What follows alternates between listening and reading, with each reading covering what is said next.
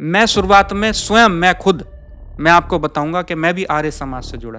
कहीं ना कहीं मेरे हृदय के अंदर ये बात हमेशा चुभती रहती थी जब ये लोग मूर्ति पूजकों को गाली देते थे। इनके अंदर इतना भेदभाव है, ये किसी मंदिर के अंदर ये पैर भी नहीं रखते। इनकी संस्थाओं में गिने चुने कुछ बुजुर्ग बैठे होते हैं जो संस्था के ऊपर कब्जा करके बैठते हैं। ये किसी युवाओं को नहीं जोड़ सकते। जो युवा आते हैं और आगे बढ़ के काम करते हैं तो ये उनसे डर जाते हैं, ये संस्था से उसे बाहर भगा देते हैं। ये इनके शाम के समय संध्या में इनके मंदिरों की हालत ये होती है जैसे कब्रिस्तान हो कोई। क्या फर्क रह गया जिहादियों में और इस संस्था के अंदर? नाम रखेंगे मंदिर और ये पैसा बटोरते हैं हिंदू समाज से। निमंत्रण पाकर मंच पर बैठने के लिए तो चले जाएंगे, लेकिन ये कभी किसी मंदिर के आगे हाथ नहीं जोड़ते। ये भरे मंच से हिंदू समाज को गाली देते हैं जो मूर्ति पूजा करता है, और मूर्ति पूजकों को ये भी बोलते हैं कि उठा के फेंक दो, घरों से बाहर फेंक दो मूर्तियां उठा के। यही मुसलमान बोलते हैं। तो इन दोनों के अंदर भेद क्या हो गया? इसी संस्थाओं को हम सब हिंदू समाज को बहिष्कार कर देना चाहिए। आज विषय मैं ले रहा हूं वो बहुत ही दुर्भाग्यपूर्ण है और बहुत खतरे की घंटी है हमारे हिंदू समाज के लिए, जिन्होंने हिंदुओं को दीमक की तरह अंदर अंदर खाया। वो लोग और ऐसी संस्थाएं आज भी हमारे बीचों बीच बैठकर आज अपना बहुत अच्छे तरीके से काम कर रही हैं, और हमें पता भी नहीं चल रहा कि किस प्रकार से वो हमें खा रही हैं पकड़ के। जैसे मैं कुछ दिनों से संत रामपाल जैसे लोगों का जो इन्होंने नेटवर्क बिछाया हुआ है पूरे देश के अंदर, जितना मुझसे हो सकता है मैं उसका खुलकर विरोध कर रहा हूँ। और संत रामपाल के अनुयायी इससे बहुत ज़्यादा बौखलाए हुए भी हैं। और एक ऐसी संस्था और है, वो है हमारे यहाँ आर्य समाज। आर्य समाज एक ऐसी संस्था है जो मूर्ति पूजा करने वालों को गालियाँ देते हैं। इनके विद्वान मंच पर बैठकर मूर्ति पूजकों को गालियाँ देते हैं। भगवान राम को भगवान नहीं मानते। ये भगवान श्री कृष्ण को भगवान नहीं मानते। ये उन्हें एक साधारण पुरुष मानते हैं कि वो भी इंसान थे। ये सबको पता है कि उन्होंने मनुष्य रूप में अवतार लिया था। ये हिंदू धर्म की भावनाओं के साथ छेड़खानी कर रहे हैं ये। और इसमें कोई भी संशय नहीं है कि जाकिर नाइक जैसे लोग आर्य समाज जैसी संस्थाओं से ही प्रभावित होकर जो ये लोग तथ्य देते हैं, ये उन्हीं तथ्यों को चोरी करके ये हिंदू धर्म को अपमानित करने का काम कर रहे हैं, और भारत में हमारे हिंदू युवाओं को भड़काने का प्रयास कर रहे हैं कि देखो ये तो भगवान नहीं है। आर्य समाज, महर्षि दयानंद सरस्वती आर्य समाज के संस्थापक थे। मैं उनका बहुत बड़ा अनुयायी हूँ और ये पूरा देश कृतज्ञ है उनका। स्वामी श्रद्धानंद जी, जिन्होंने हजारों ऐसे हिंदुओं को जो मुसलमान बन गए थे, उन्हें पुनः हिंदू धर्म के अंदर वापसी कराई, शुद्धिकरण का कार्यक्रम करा। लेकिन आज का, जब स्वामी दयानंद सरस्वती जब चले गए और जब स्वामी श्रद्धानंद जैसे लोग नहीं रहे, तो उसके बाद जो आर्य समाज के अंदर जो पाखंड जो शुरू हो गया, उसका हिंदू धर्म ने कितना खामियाजा उठाया है, उसकी कोई भरपाई नहीं कर सकता। आज ये कोई शुद्धिकरण का कोई काम नहीं करते। ये इनके विद्वान आते हैं, मोटी-मोटी फीस लेते हैं। ये भरे मंच से हिंदू समाज को गाली देते हैं जो मूर्ति पूजा करता है, और मूर्ति पूजकों को, जो मूर्ति पूजक हैं, ये उनको गालियाँ देते हैं ये। ये कहते हैं कि मूर्ति मूर्ति पूजा मत करो। यही मुसलमान बोलता है, इस्लाम भी यही बोलता है मूर्ति पूजा मत करो। ये भी बोलते हैं कि उठा के फेंक दो, घरों से बाहर फेंक दो मूर्तियाँ उठा के। यही मुसलमान बोलते हैं। तो इन दोनों के अंदर भेद क्या हो गया? मैं शुरुआत में स्वयं मैं आपको बताऊँगा कि मैं भी आर्य समाज से जुड़ा। मुझे बहुत सारी बातें अच्छी लगी, लेकिन जब मुझे लगा कि मेरा परिवार सनातनी है, वो मेरे घर में हमेशा मेरे माता-पिता मूर्ति पूजा किया करते थे। कहीं न कहीं मेरे हृदय के अंदर ये बात हमेशा चुभती रहती थी जब ये लोग मूर्ति पूजकों को गाली देते थे। इनके अंदर इतना भेदभाव है, ये किसी मंदिर के अंदर ये पैर भी नहीं रखते, ये पसंद नहीं करते। अगर इनको कोई इनवाइट करता है वहाँ पर, तो वहाँ ये निमंत्रण पाकर मंच पर बैठने के लिए तो चले जाएँगे, लेकिन ये कभी किसी मंदिर के आगे हाथ नहीं जोड़ते ये। ये उसे अपराध मानते हैं। ये कहते हैं कि मंदिर में ज अंदर जो जाएगा, उसे हम अपने संस्था में पदाधिकारी नहीं रखेंगे। उसे संस्था से नहीं जोड़ते। ये उसे अछूत मानते हैं कि जो भी मूर्ति पूजा करने के लिए मंदिर के अंदर जाएगा, वो आर्य समाज का कोई भी आधिकारिक सदस्य या पदाधिकारी नहीं बन सकता। यहाँ तक कि एक बार जब मैं बैठा हुआ था, तो इनके ही एक पदाधिकारी मुझसे बोले कि वो कोई परिचित था जिसकी मृत्यु हो गई थी, तो मृत्यु के बाद ये हिंदू धर्म के अंदर चलन है कि उसका माथा मंदिर में टिकवाया जाता है। तो उसने कहा कि जो व्यक्ति इनके आर्य समाज में मुख्य पद पे बैठा हुआ था, उसके किसी परिचित अपने घर में ही सगे-संबंधी की जिसकी मृत्यु हुई थी, उसने वही क्रिया करी कि मंदिर के आगे माथा टिकवाया, तो इसी बात के ऊपर उसे आर्य समाज से निष्कासित कर दिया गया। तो क्या ये इस्लाम की एक मुख्य धारा नहीं है? क्या फ़र्क रह गया जिहादियों में और इस संस्था के अंदर? मैं सबसे बड़ी बात आज सबके सामने कहना चाहता हूँ कि जो मूर्ति पूजा है, वो सबको पता है, कोई भी पत्थर की पूजा करने के लिए नहीं जाता मंदिर में। साकार से निराकार तक आप जा सकते हैं। सीधा निराकार की पूजा किसी में सामर्थ्य नहीं है कि सीधा निराकार की उपासना कर ले। ये सबको पता है, सबको ज्ञान है कि पत्थर पूजने कोई नहीं जाता। उस प्रतिमा के अंदर हम अपने आराध्य देव के दर्शन करते हैं, और जब हम आँखें बंद कर लेते हैं, तो निराकार में अपने आप पहुँच जाते हैं। तो उस मूर्ति में हम उस देव को ढूँढने का प्रयास करते हैं, वो भी निराकार ही उपासना है। लेकिन इन लोगों ने हिंदू धर्म के ऊपर जो कुठारघात किया है, उसकी भरपाई आज समाज नहीं कर पा रहा है। हम एक तरफ इस्लाम से लड़ने की बात करते हैं, लेकिन ये हमारे बीचों-बीच जो बैठे हुए हैं, जो हमारे धर्म को अपमानित कर रहे हैं, हम ऐसे लोगों से लड़ने की बात नहीं करते कभी भी। मैं एक दूसरे का अनुभव नहीं बता रहा, मैं अपना स्वयं का अनुभव बता रहा हूँ। हमने हलाला के ऊपर, मेरे सभी साथियों के साथ मैंने हलाला के ऊपर जब पहली बार जब लड़ाई लड़ना शुरू करा, तो एक मुस्लिम महिला ने हिंदू धर्म को स्वीकार किया। मैंने इनसे प्रार्थना करी कि मुस्लिम महिला हिंदू धर्म में आना चाहती है, तो आप उसका शुद्धिकरण करवाइए। इन्होंने साफ-साफ मना कर दिया। मैंने हापुड़ में पता किया, सबने मना कर दिया।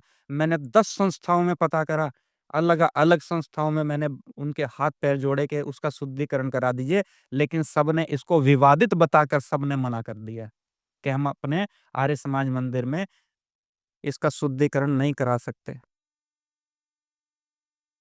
मैंने कहा कि जिस संस्था का काम ही यही है, जिस संस्था को जाना ही इसके इस उद्देश्य से जाता है, आज वो अपने उद्देश्य से पीछे हट गई। उसके बाद जब भगवान श्री राम का मंदिर बन रहा था, मैंने एक प्रेस वार्ता के लिए निवेदन किया कि भगवान श्री राम मंदिर का आंदोलन चल रहा है, इसमें हम एक प्रेस वार्ता करना चाहते हैं। तो उसके पदाधिकारी ने कहा कि हम किसी मंदिर की यहाँ पर प्रेस वार्ता नहीं करा सकते, क्योंकि मंदिर का तो हम विरोध करते हैं, और मंदिर की प्रेस वार्ता अपने मंदिर में कैसे करवा लेंगे। नाम रखेंगे मंदिर, और ये पैसा बटोरते हैं हिंदू समाज से, और उसके बाद ये मूर्ति पूजकों का अपमान करते हैं, मूर्तियों को उठा के फेंकने की बात करते हैं ये। मैंने इन्हीं के एक विद्वान से ये सुना था कि स्वामी दयानंद सरस्वती ने भी एक बार मंदिर निर्माण के लिए एक गाँव वालों को कुछ पैसे दिए थे, जो उनके पास जमा पूँजी थी, जो उनको दान मिला करता था, तो उन्होंने दान दिया था। तो उनसे भी किसी ने प्रश्न करा था। मैं इन्हीं के विद्वानों की बात बता रहा हूँ जिनसे मैंने ये कहानी सुनी थी। तो महर्षि दयानंद सरस्वती से किसी ने प्रश्न करा था कि आप तो मंदिरों का विरोध करते हो, मूर्ति पूजा का विरोध करते हो, तो मंदिर के लिए आप बनवाने के लिए पैसा क्यों दे रहे हो? तो महर्षि दयानंद सरस्वती ने ये कहा कि ये आपको भ्रम हुआ है कि मैंने किसी मंदिर का या मूर्ति का मैंने विरोध किया है, बल्कि ये तो हमारी पारंपरिक सभ्यता है, ये हमारी संस्कृति है। मैं इसे तोड़ने की बात या इसको निर्माण ना करने की बात कैसे कह सकता हूँ? यही तो हमारी पहचान है, हम अपनी पहचान को अपने से कैसे अलग कर सकते हैं? महर्षि दयानंद सरस्वती ने वेदों का प्रचार किया, जो वेदों में लिखा था उसको प्रचारित किया, लेकिन उसके बाद जो इन लोगों ने जो हिंदू धर्म को और मूर्ति पूजा करने वालों को सार्वजनिक तौर पे गालियाँ देना शुरू कर दिया और हमारे आराध्य देवी-देवताओं को जिस प्रकार से इन्होंने अपमानित करना शुरू कर दिया, वो निंदनीय है। आज ये किसी भी युवाओं को जोड़ने में सक्षम नहीं है। इनकी संस्थाओं में गिने-चुने कुछ बुजुर्ग बैठे होते हैं, जो संस्था के ऊपर कब्जा करके बैठते हैं। ये किसी युवाओं को नहीं जोड़ सकते। जो युवा आते हैं और आगे बढ़ के काम करते हैं, तो ये उनसे डर जाते हैं, ये संस्था से उसे बाहर भगा देते हैं ये। इनके शाम के समय संध्या में इनके मंदिरों की हालत ये होती है जैसे कब्रिस्तान हो कोई। जैसे मस्जिदों की हालत होती है, ऐसी इनके मंदिरों की हालत होती है। मंदिर नाम तो रख लिया, लेकिन मंदिर जैसी कोई भी आपको यहाँ पर कोई चीज़ कभी नहीं मिलेगी आपको। जाकिर नाइक जैसे लोग इनसे प्रभावित होकर वो पूरी दुनिया के अंदर हिंदू धर्म को अपमानित कर रहे हैं, क्योंकि यही लोग ढूँढते हैं ये नई-नई चीज़ें हमारे धर्म में से ढूँढते हैं और उनको ये लोगों के सामने अलग-अलग तरीके से प्रचारित करते हैं। अपनी घर में अगर थोड़ी बहुत कमी भी होती है, तो उसे सार्वजनिक तौर पर कभी हम लोग सड़क पर लेकर नहीं आते, उसे अपने घर में ही दूर करते हैं। लेकिन ये सार्वजनिक तौर पर अपने घर की कमी को सार्वजनिक तौर में अपमानित करते हैं ये। आज इस्लामिक जिहाद आज पूरी दुनिया के अंदर फैला हुआ है। लेकिन ये लोग फूटे मुँह इस्लामिक शब्द का प्रयोग करने से भी ये डरते हैं ये। इनमें से कुछ लोग हैं जो अब थोड़ा बहुत बोलने लगे हैं। वो भी इस कारण से बोलने लगे हैं क्योंकि इन्हें शर्म आने लगी है कि जो संस्था सबसे ज़्यादा इस्लामिक जिहाद के विरोध में खड़ी हुई थी, आज वो ही सबसे पीछे चली गई, तो आज शर्म की वजह से ये आज थोड़ा बहुत ये काम करने के लिए निकल गए हैं। जिस संस्था को आज सबसे बड़ी संस्था देश के अंदर होना चाहिए था, आज वो टुकड़ों में कटकर वो समाप्त हो चुकी है अपने इसी कृत्य के कारण। आज इनके गुरुकुल खाली पड़े हुए हैं। जिसका उत्तरदायित्व था कि देश के अंदर पूरे देश के अंदर गुरुकुल का निर्माण करा जाए, इन्होंने हिंदुओं को गाली दे देकर, मूर्ति पूजकों को गाली दे देकर अपने आप को सबसे दूर कर लिया। ये अपमान करते हैं मूर्ति पूजा करने वालों को। और मैं आपको एक बात और बताना चाहूँगा, ये वास्तविक स्थिति है। जब मैं आर्य समाज में था, तो मैंने आर्य समाज की भरी सभा में ये मैंने कहा भी था कि आपके जितने भी आर्य समाज के पदाधिकारी हैं, 1-2 लोगों की बात नहीं करता जो मुख्य पदाधिकारी जो पुराने समय से हैं, मैं उनका सम्मान करता हूँ। लेकिन सभी हनुमान जी के भक्त हैं, सभी मंदिर जाते हैं, उनके परिवार भी मंदिर जाते हैं। अगर है हिम्मत तो निकाल के दिखा दो। और मैं आर्य समाजियों को पूरी तरह से चैलेंज करता हूँ इस बात के लिए कि आर्य समाज के अंदर तुम 5 ऐसे परिवार जोड़ के दिखा दो, जो मूर्ति पूजा ना करते हों और जो मंदिर ना जाते हों। अगर किसी का एक सदस्य आर्य समाज के अंदर आ रहा है और वो मूर्ति पूजा नहीं करता, बाकी उसके सारे परिवार के लोग मूर्ति पूजा करते हैं, वो अपने परिवार के अंदर भी कभी परिवर्तन नहीं करवा पाया। और उन सभी मान्यताओं को वो स्वयं भी मानता है। लेकिन संस्था के अंदर आकर वो युवाओं को भटकाने का काम करते हैं। समाज को ऐसी संस्थाओं को बहिष्कार कर देना चाहिए। ऐसी संस्थाओं के कार्यक्रमों में जाने से पहले 10 बार सोचना चाहिए। अगर आप जय श्री राम के नारे लगाते हो, तो ये जय श्री राम के नारों का विरोध करते हैं ये। आप किसी आर्य समाज मंदिर में जाकर आप जय श्री राम के जोर से नारे नहीं लगा सकते आप। आपको मना कर दिया जाएगा कि यहाँ जय श्री राम के नारे नहीं लगेंगे। तो बताइए पाकिस्तान में और आज भारत के अंदर ही ऐसी संस्थाएं हैं, इनमें क्या अंतर है? ये मैं प्रामाणिक तौर पे आपको बता रहा हूँ, ये मैं भुक्तभोगी हूँ मैं इस चीज का। कि आप सभा कर लो, लेकिन आप जय श्री राम के हर हर महादेव के नारे यहाँ पर नहीं लगाओगे आप। ये इन संस्थाओं के अंदर नियम है ये। आप किसी तरह के भी आप मुंह से हनुमान चालीसा नहीं पढ़ सकते आप रखवा के दिखाओ अगर किसी में दम है। आर्य समाज मंदिर में हनुमान चालीसा, ये आपको हनुमान चालीसा नहीं पढ़ने देंगे। अगर इनमें दम है तो रामदेव जी को ये मना करें, आर्य समाज से हटा के दिखाएं। रामदेव जी आज हनुमान चालीसा का पाठ कर रहे हैं, तुम्हारे में अगर हिम्मत है तो रामदेव जी को हटा के दिखाओ। आज तक तुम किसी युवाओं को जोड़ ही नहीं पाए, क्योंकि तुम हमारे आराध्य देवी देवताओं का तुम अपमान करते, तुम किस युवाओं को जोड़ पाओगे? तुम हनुमान जी को नहीं मानते, तुम किसी को मानते ही नहीं हो कभी भी। तुम हिंदू संस्कृति को कैसे अलग कर दोगे? ये आत्मा है, ये मूर्ति पूजा नहीं है, ये आत्मा है हमारी हिंदुओं की। मैंने अपने परिवार में जब जन्म लिया तो मैंने सबको मूर्ति पूजा करते हुए देखा। मैंने पत्थर की पूजा नहीं करते हुए देखा। उस मूर्ति के अंदर जो भगवान का जो चरित्र हम है, जो भगवान को जो देखते हैं, मैंने उसको देखा है।